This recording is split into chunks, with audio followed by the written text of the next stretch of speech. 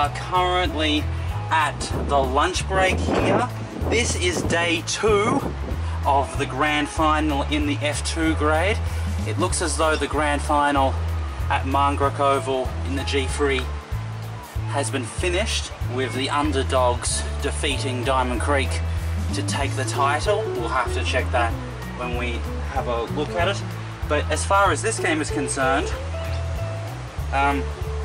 we've got an unusual situation where North Eltham Wanderers are on 68 for 3, needing another 129 runs or so to win from the remaining 33 overs before the end of the game.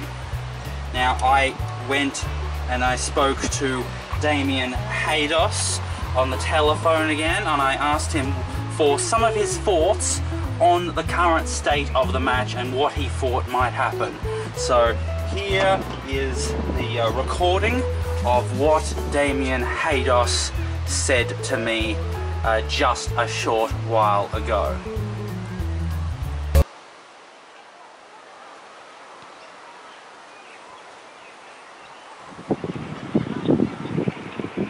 Look, it's been an intriguing contest so far there. When you have a look at the way both sides have gone about it, it's both been very much business as usual for both sides there. You've got Diamond Creek sort of stuck to their guns from a bowling perspective there. It's their full frontline seamers in Perrin, Farron Price, Sewell and also Island. So they've kept it pretty much the same as what they've done all year, and it's worked so far, and it looks like it's done the job today there. Keeping to just the 68 runs in the first session, even getting above the 34 over requirement.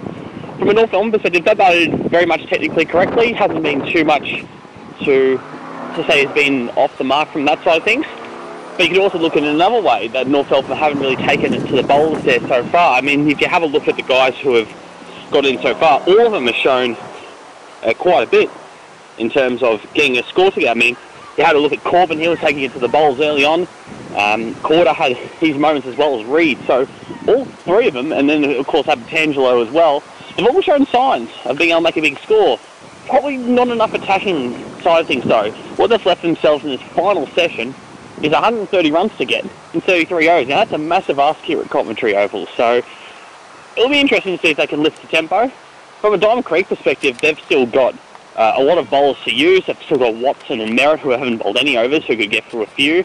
And of course, Poon and Sewell have only just gone into their second spell, so they can resume after tea quite comfortably. So all in all, it's been very much what do you expect from a grand final contest, a bit of an arm struggle, a bit like a game of chess or jarring in boxing, depending on what one works best for you to think of the game so far.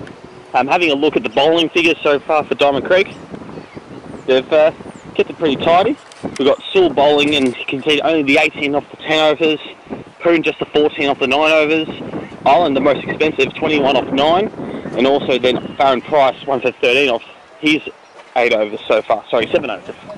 So all of them are just going about that 2 runs and over mark, so they've got to really pick out a bowler for North Eltham and go, alright, we're going to go after this one, or maybe it has to be 2 bowlers. At the moment, if they're batting a little bit too technically correctly, I think they are going to fall short. From the rest of the batting perspective, they've still got a couple of guys who can put a score together. I mean, when you have a look at guys like Banks, who we talked about a little bit in the pre-game show, Morton, McLeod there, and that's just 6, 7 and 8. So there's ability there to get themselves some runs, but unless they start taking the game to Diamond Creek, I just don't see him getting there. Just at the moment, it's 4 runs and over, and that's a big ask.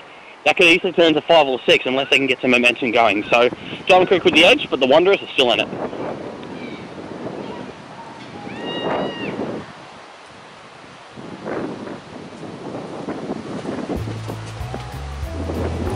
Thank you very much, Damien Haydos, for making that contribution towards the game. We will take a lot of what you have said very much to heart, and thank you very much for Damien Haydos for the contributions he has made to Channel 8 over the course of this season. His contributions have been always appreciated. Obviously, he has many other commitments that has meant that he's not always available when we request him. He's He's often interstate doing other work, but whenever he is available, we have always accepted him into the commentary box, and we've always listened very closely to what he's had to say, which is why that he's continued to be such an important contributor and member of the Channel 8, the local sports network family. And we'll just have to keep an eye on things next season to see what other contributions he could make next year, next season. So the lunch break is coming to an end. The players have had their food, they've had their break. Now they are returning onto the field, and they've got this is the final session, so there are just 33 overs to go before the entire game is over, before someone has won the premiership, and before the season of 2017-18 is over. And then we'll have to just see what the future holds for the winter of 2018.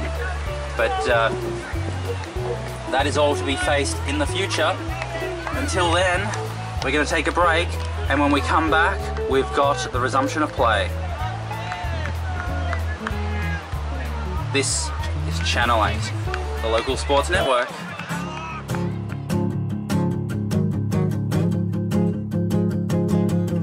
Sometimes I wanna take it from a little to a lot, and I am spinning in a circle like a dizzy little top, and I am calling all the people I'd forgotten about and trying to tell them that I figured it out, but it's a lie, and all the stupid things I say and do and never really stop when I should never have begun. I really ought to drop it, but it's faster when you don't even have time to stop and think about the things that you were saying, cause they never really matter. But it's empty spaces in the air, fill it up, fill it up, fill it up.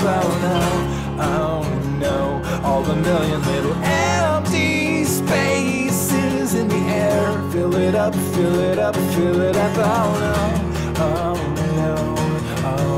no, but I never was a fighter, and I never was a poet, and I never was a writer, though you never really know it, cause I'm full of all the knowledge that you needed to know, and I will share it if you're ready or not, because I know I heard that Jamie was a wicked fan, and Timmy's dropping out, and all the other little things that I was thinking about, like how mosquitoes have malaria and dogs have lice. I could go on for half an hour, cause I hate to leave a million little empty spaces in the air, fill it up, fill it up, fill it up. Oh no, all the million little empty spaces in the air, fill it up, fill it up, fill it up. Oh no, oh no, oh no.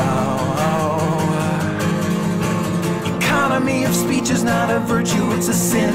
I never want to tell you once what I could say again and again and again and again and again. And I know you want to tell me what you think of what I say. I promise you that I will give you time later to weigh in if you want to, if you want to.